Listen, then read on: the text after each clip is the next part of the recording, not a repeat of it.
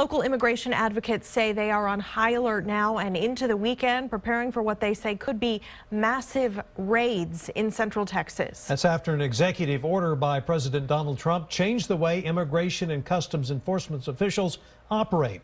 He wants to detain more criminals who are in this country illegally. And as KXAN's Brittany Glass reports, immigration attorneys fear local policies could make Travis County a target.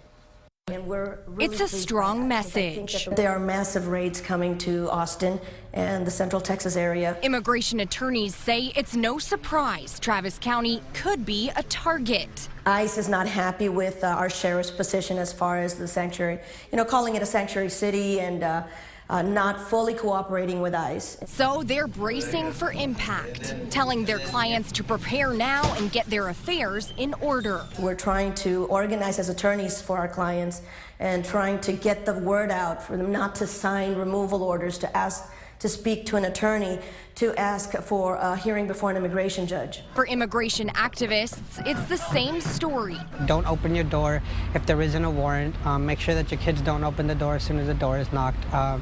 If there is a warrant, make sure that it's signed by a judge and make sure that everyone's information is correct. Grassroots leadership is training volunteers on a new program called Sanctuary in the Streets.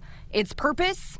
Educating the immigrant community about their rights. We've trained up to 130 people, but the plan is to train 500 people to get ready if a raid does happen. They're ready to respond. They've been trained on de-escalation, on direct action, and how to ask officers questions and what to ask them exactly. Advocates say there's too much at stake. And every member of our community, documented or not, they're members of a family. Brittany Glass, KXAN News.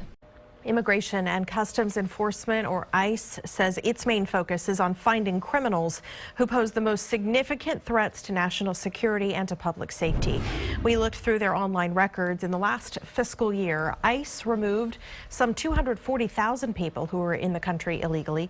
58% of them were convicted criminals, and just more than 2,000 of them were classified as suspected or confirmed gang members.